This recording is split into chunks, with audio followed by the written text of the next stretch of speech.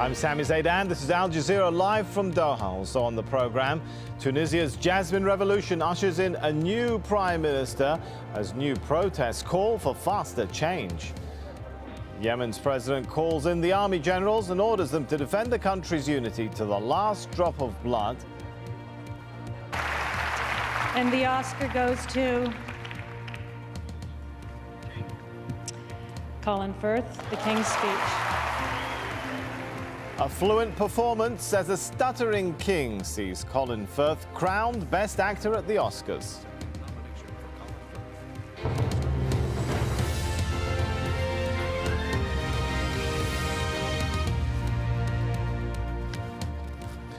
With each passing day, Muammar al-Gaddafi's hold on power in Libya appears to be slipping away. His opponents control more territory and are getting closer to that capital. Zawiya lies just 50 kilometers west of Gaddafi's stronghold in Tripoli. Its center is now controlled by anti-government protesters, but they're surrounded by troops loyal to Gaddafi. 3 more areas in the east are also reported to be under the control of protesters. As the standoff in Zawiya continues, defections keep coming in. An Air Force general says his men have joined the People's Revolution. Aircraft at the Al Banin military airport are grounded. That could weaken Muammar al-Gaddafi's regime even further. Well, AlJazeera is a town in the east of Libya. Tony Bertley joins us now live from there. Tony, tell us about the mood, the situation there in this town, which I understand is no longer in the control of Gaddafi's forces. No, it has been in control of the opposition now for since the February the 16th, and this is quite significant here. You talked about the momentum growing, and it's growing from here in the east because this is a strategically very important town. It's at a sort of crossroads, if you like. If there's going to be an attack by pro-Gaddafi forces, it will come through here to get to Benghazi. It's also at a crossroads, so whoever controls here controls the back roads, which could take the route behind Benghazi to Tobruk and the eastern border with Egypt. And here is the place they're calling the front line. So any action that's going to happen will happen here. They're also mobilizing forces here, and troops are gathering here as we speak. And generals that are living in exile are coordinating that mobilization. So it's quite important here. Very little fighting happened here, but they are prepared for the worst. When you say they're mobilizing, what exactly are they mobilizing to do? Just to defend their ground, or is there some bigger plan going on to try and take other areas still under control of Gaddafi, like Sirte? Well, Sirte is a target that's going to be a very difficult target. They are mobilizing for defense and also for possible attack to move further westwards towards Tripoli. We're about 800 kilometers away now, and as you mentioned, Sirte is a big problem. Something like 4,000 well-armed fighters loyal to Gaddafi. That's his hometown. That will be defended with some vigor, I would think.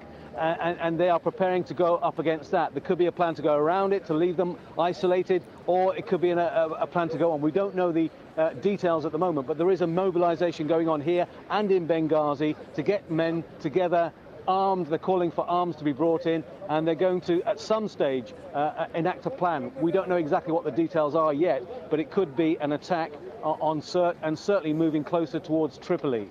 How normal, if that is a word that can be used, is life there right now? People's access to food, money and other basics? They're getting, life is coming back to normal in Benghazi, for example, where we were this morning. Shops are opening as normal, banks are opening, money transfer places are opening, so things are getting back to normal. The food chain has been interrupted. There are problems with getting some businesses back up and running, but, like here, it's back to normal. People here are coming to the streets. They'll be behind me in the next hour or so. They'll be back here showing their presence and their solidarity with the movement. But life is coming back together, so they're looking to the future. There is apprehension because, the words, the threatening words, the menacing words from Gaddafi and his son still ring out here. So there's still a possibility that, by no means is this over yet, and there's still a possibility of a backlash. But there's a very strong mood of confidence here that they're going towards the end game and that the game is over for Gaddafi. All right, Tony Bertley there from AlJazeera in the east of Libya. Well, Jackie Rowland takes a look now at how the anti-government movement is actually moving closer in on the capital. The town of Zawiya lies just 50 kilometers to the west of Tripoli. Now it has become a new front line in the battle between pro and anti-Gaddafi forces. These pictures were shot by journalists brought here by the regime. The idea was to show the outside world that Gaddafi is still in control here. Instead, the reporters found that AlJazeera was in rebel hands, at least for now. The town is surrounded by pro-Gaddafi forces. Both sides are armed with tanks and anti-aircraft guns. Gaddafi's crackdown against his opponents has been the bloodiest and most ruthless in the wave of uprisings sweeping North Africa and the Middle East. But it doesn't seem to have stemmed the rebellion against his 4-decade rule. In the east of the country, opposition forces are welcoming visitors to what they are calling Free Libya. In the city of Benghazi, there are signs of a return to normal. Banks have reopened here and in the town of Al-Baida, both of which threw off Gaddafi's rule about a week ago. The banks have been closed for 8 days, but thanks to our brave young men, they've managed to reopen in an orderly fashion. And praise be to God, everything is moving along smoothly. And while residents stock up at the supermarket, the power vacuum that was left in the city is being filled. Local committees that are running towns and cities in the east of Libya have rallied behind a new leader, the former justice minister who resigned over the brutal repression. What is happening in Libya is a popular revolution led by the youth, supported by the people against oppression and against a dictator who has led Libya with a singular point of view and with a vengeful attitude and bloodthirsty soul. Now we announce to the world that we intend to build a democratic nation with institutions that respect international obligations and treaties. Libya relies on its oil fields. They're the mainstay of its economy. But now production appears to be grinding to a halt. This refinery is pumping 11,000 barrels a day, only 1/10 of what it would normally produce, according to the manager. The expatriate workers who used to man the plant have fled to escape the violence. Muammar Gaddafi's options are shrinking. Opposition forces continue to advance towards the capital, and the international community has imposed sanctions which further limit his room for manoeuvre. But the Libyan leader still shows no sign of being in the mood to surrender. Jackie Rowland, Al Jazeera, Benghazi. The Canadian and British Prime Ministers are joining calls for Muammar al-Gaddafi to step down. Their comments come as the US Secretary of State prepares for crisis talks in Switzerland. Well, Hillary Clinton is due to meet other foreign ministers on the sidelines of a UN human rights meeting in Geneva in the next few hours. Well, John Terrett is at the White House with more on the US reaction. Nightfall in the United States and the emphasis on Libya now moves to Europe, where US Secretary of State Hillary Clinton is attending a series of meetings on Monday at the United Nations Human Rights Council. Earlier, the Secretary of State had said that the US is reaching out to many Libyans, particularly in the east of the country, as the revolution appears to move west closer to Tripoli. She also revealed to journalists traveling on her plane to Geneva that the US is offering any kind of assistance to Libyans who might wish to consider overthrowing Colonel Gaddafi and his family. This is a ramping up of pressure on the Gaddafi family, and it comes now that the State Department is confident that most Americans who want to leave have left the country. That happened with the docking of the catamaran ferry in the port of Valletta in Malta the back end of last week. Prior to that, they were very nervous about how many Americans were still trapped inside Libya. And that is why we've also heard from two leading senators, John McCain, a Republican, and Joe Lieberman, a hawkish independent, speaking in the Egyptian capital, Cairo, and calling for the immediate imposition of a no-fly zone over Libya, also calling for the White House to recognize the provisional government, which is clearly getting underway in Benghazi. Secretary of State Hillary Clinton has also said that the US supports the aspirations and rights of the people of Libya, who she says are sending a very clear message that it's time for Colonel Gaddafi and his family to go. Tunisia has a new Prime Minister. Al-Baji Qaid Sabsi succeeds Mohamed Ghannouchi, who resigned on Sunday. It follows renewed violence in the capital before his departure. Nadeem Baba reports now. A surprise announcement as Tunisia's interim president names a new Prime Minister.